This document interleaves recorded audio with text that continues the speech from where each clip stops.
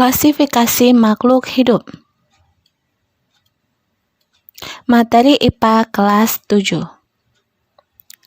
Mengidentifikasi benda-benda di sekitar. Kita perhatikan di sini ada hewan, tumbuhan, hewan, mobil, helikopter. Berarti di sini kita lihat ada makhluk hidup dan makhluk tidak hidup.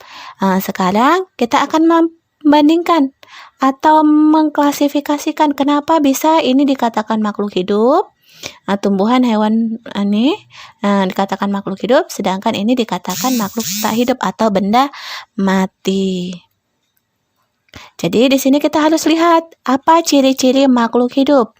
Oke, yang pertama makhluk hidup yaitu bernafas, menghirup oksigen untuk proses metabolisme tubuh dan mengeluarkan atau hasilnya berupa karbon dioksida dengan uap air. Jadi oksigennya digunakan untuk memecah makanan atau karbohidrat yang kita makan sehingga dihasilkanlah energi dan dikeluarkan karbon dioksida dan air. Kedua, memerlukan makanan dan minum. Tadi oksigen tadi digunakan untuk memecah. Jadi mereka saling berkaitan. Kalau misalnya makan saja kita tanpa bernafas, maka tidak bisa hidup karena tidak ada yang memecah. Begitu juga ketika kita bernafas saja tidak ada makanan, maka kita juga tidak akan bisa hidup. Kemudian berkembang biak atau reproduksi yaitu menghasilkan keturunan untuk menjaga kelestarian. Kemudian tumbuh dan berkembang. Tumbuh itu artinya bertambahnya volume atau bobot atau tinggi suatu makhluk hidup.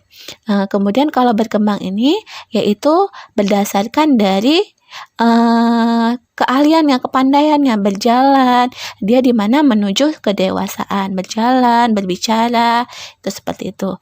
Kemudian yang itu bergerak. Bergerak ya, makhluk hidup dominan bergerak, tetapi harus ada kaitan dengan yang lain. Kalau bergerak saja tidak dikatakan sebagai makhluk hidup. Kemudian menyesuaikan diri terhadap lingkungan atau yang disebut adaptasi. Yang terakhir peka terhadap rangsangan, kan gitu, terhadap suhu, panas, kan gitu. Oke. Peta konsep materi klasifikasi makhluk hidup yang akan kita bahas pada hari ini yaitu pertama pengertian tujuan dan manfaat, kedua dasar klasifikasi makhluk hidup, ketiga tingkatan takson makhluk hidup, keempat sistem binomial nomenklatur, keenam klasifikasi 5 kingdom, yang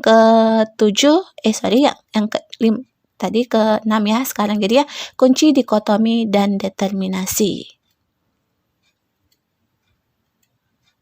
Pengertian klasifikasi makhluk hidup adalah suatu cara memilah-milah dan mengelompokkan makhluk hidup menjadi golongan-golongan atau unit-unit tertentu. Jadi dikelompokkan.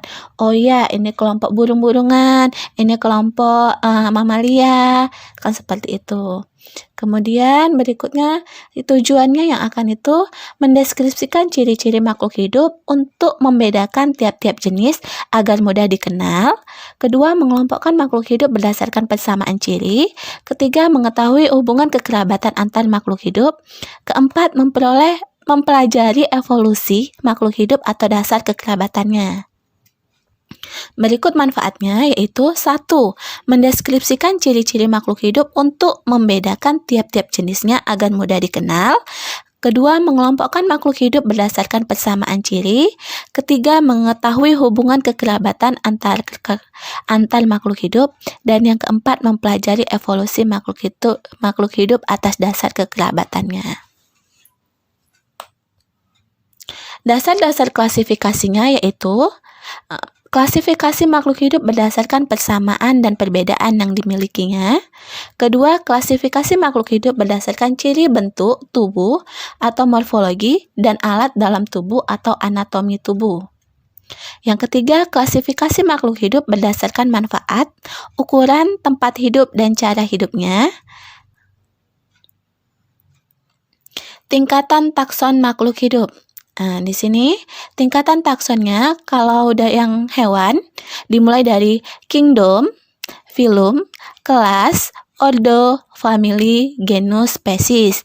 Kalau tumbuhan pembedanya hanya di sini.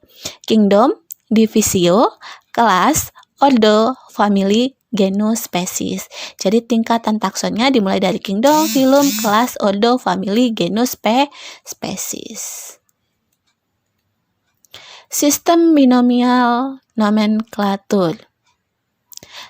Pertama, setiap spesies diberi nama dengan dua kata dalam bahasa Latin.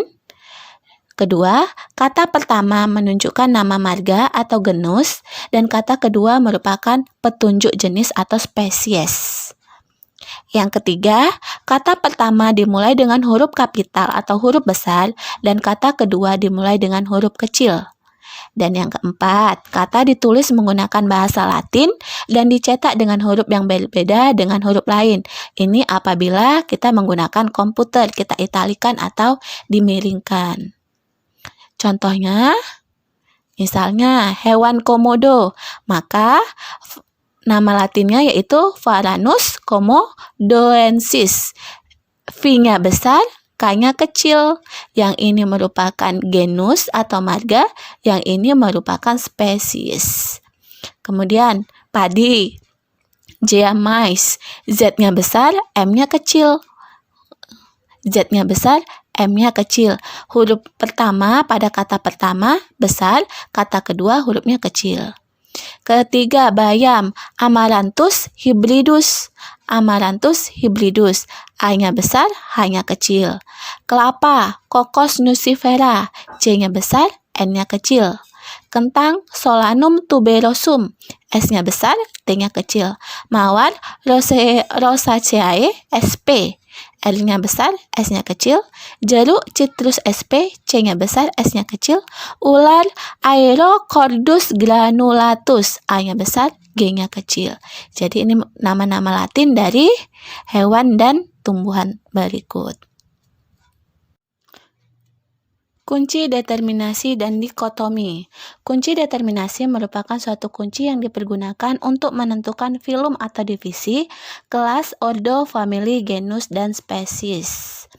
Kunci dikotom adalah kunci determinasi yang terdiri atas dua keterangan yang berlawanan dari ciri-ciri yang dimiliki oleh suatu jenis atau kelompok makhluk hidup. Kita ambil contoh kunci determinasi. Tumbuhan dengan ciri batangnya termasuk dalam batang tidak sejati atau tidak memiliki alat tubuh yang menyerupai batang. Itu merupakan dari ciri-ciri lumut hati. Kemudian tumbuhan dengan batang sejati atau memiliki alat tubuh yang menyerupai batang. Itu keterangan untuk yang kedua. Pada batang tidak diketemukan pembuluh. Itu merupakan ciri lumut daun. Pada batang terdapat jaringan pembuluh. Berarti kunci ketiga. Tumbuhan tidak berbunga dan tumbuhan berbunga atau memiliki organ seperti bunga. Itu yang keempat dan seterusnya. Kemudian contoh kunci dikotomi yaitu A. Pemakan daging, karnivora, pemakan serangga, kuncinya untuk nomor 5. Memiliki gigi, insektivora, tidak memiliki 6. Bersisi polidota, berkulit perisai, edentata. Memiliki kantung, tidak memiliki kantung. Memiliki kantung itu marsupilia. Kemudian hidup di air, Serenia. Hidup di darat, kunci nomor 9. Sistem klasifikasi 5 kingdom. Menurut Robert H. Whittaker, makhluk hidup dikelompokkan menjadi 5 kingdom atau 5 kerajaan atau 5 dunia. Yang pertama, Monera. Kedua, Protista. Ketiga, Fungi. Keempat, plantae atau dunia tumbuhan, dan yang kelima, animali atau dunia hewan. Jadi pada pertemuan pertama nanti kita akan membahas Monera, Protista, dan Fungi. Kingdom Monera. Makhluk hidup yang termasuk dalam kelompok Monera memiliki ukuran mikroskopis berkisar antara 1 sampai 10 mikrometer. Untuk melihatnya dibutuhkan mikroskop yang memiliki perbesaran lebih dari 1000 kali. Ciri-ciri makhluk hidup kelompok Monera adalah selnya tidak memiliki membran inti atau prokaryotik, bersel satu, dan berkembang biak dengan cara membelah diri. Kingdom Monera terdiri dari bakteri dan alga biru.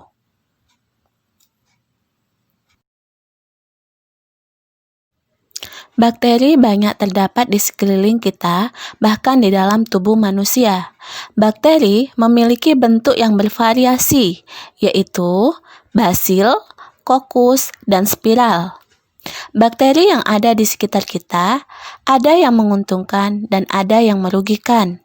Sebagian besar bakteri memang merugikan, namun banyak juga yang bermanfaat bagi manusia. Contoh bakteri yang menguntungkan adalah Escherichia coli di dalam usus besar manusia. Terdapat jutaan bakteri Escherichia coli yang berperan untuk membantu memproduksi vitamin K melalui proses pembusukan makanan. Contoh lain bakteri yang bermanfaat adalah Rhizobium sp yang berperan mengikat nitrogen di dalam udara bebas.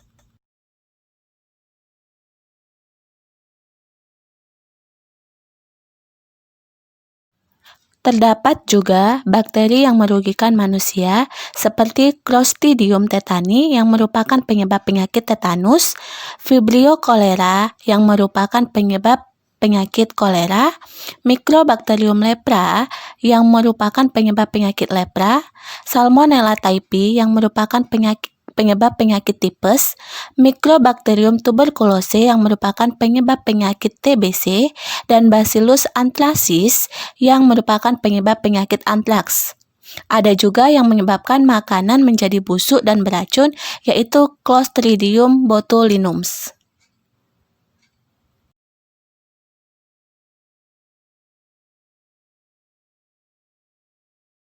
Anggota dari kingdom Monera yang lainnya adalah alga hijau biru atau Cyanobacteria.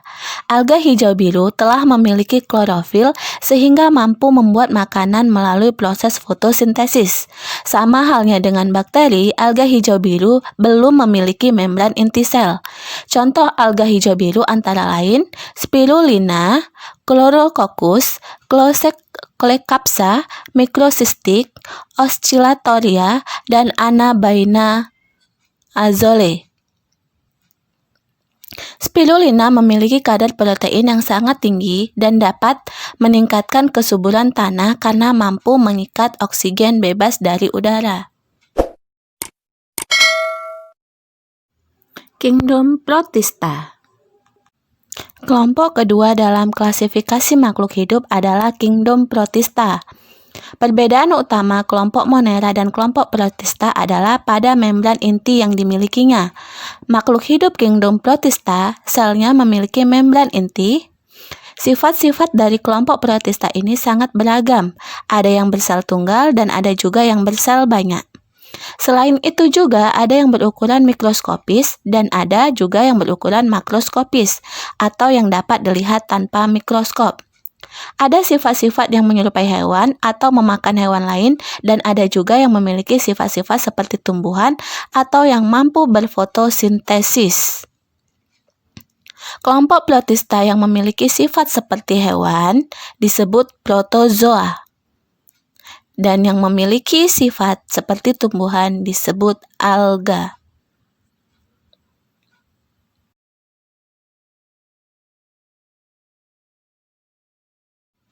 Makhluk hidup yang termasuk dalam kelompok protozoa adalah Paramecium, Entamoeba coli yang terdapat pada usus besar dan dapat menyebabkan penyakit diare, dan Plasmodium malaria yang menyebabkan penyakit malaria. Orang yang dalam tubuhnya terdapat plasmodium, sel-sel darah merahnya akan banyak yang hancur dan mengalami demam yang tinggi. Penyakit ini menular melalui perantara nyamuk Anopheles.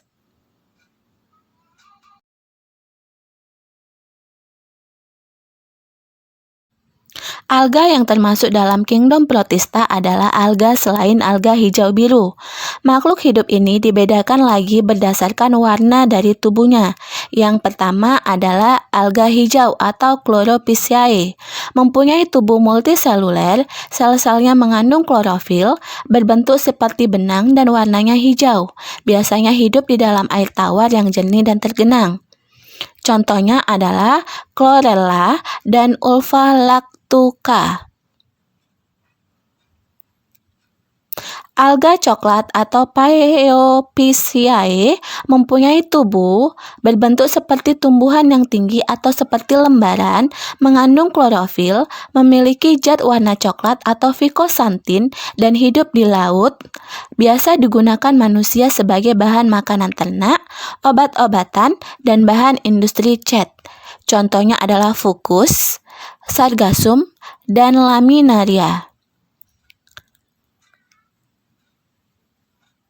Alga merah atau Rhodophyceae memiliki tubuh berwarna merah, tua atau ungu, hidup di laut, mengandung klorofil, mempunyai zat warna merah atau phycoerythrin, biasanya dijadikan bahan untuk membuat agar-agar. Alga pirang atau alga emas atau Chrysophyceae bersel tunggal, berukuran mikroskopis, memiliki klorofil, mempunyai zat warna coklat yang menyebabkan warna menjadi agak kecoklatan dan dapat ditemukan di dalam air tawar, air payau, air laut, contohnya adalah diatom.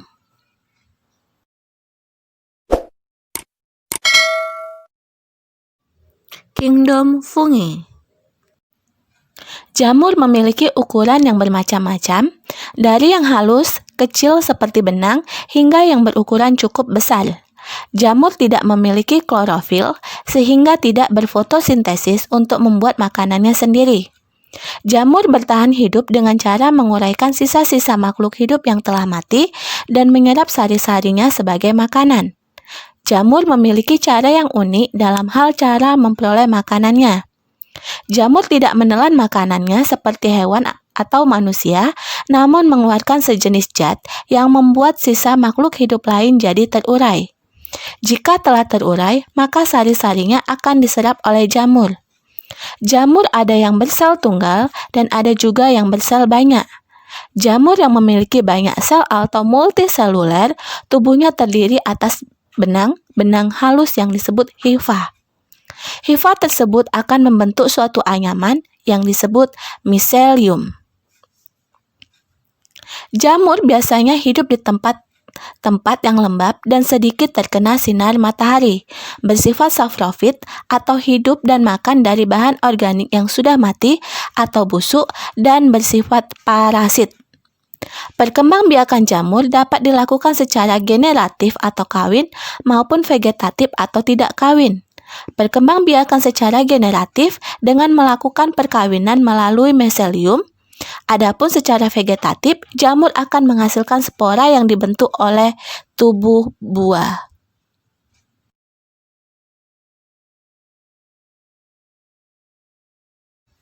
Kingdom fungi terbagi menjadi 6 filum. Chytridiomycota, Zygomycotina, Glomeromycota, Ascomycotina, Basidiomycotina, Deuteromycotina.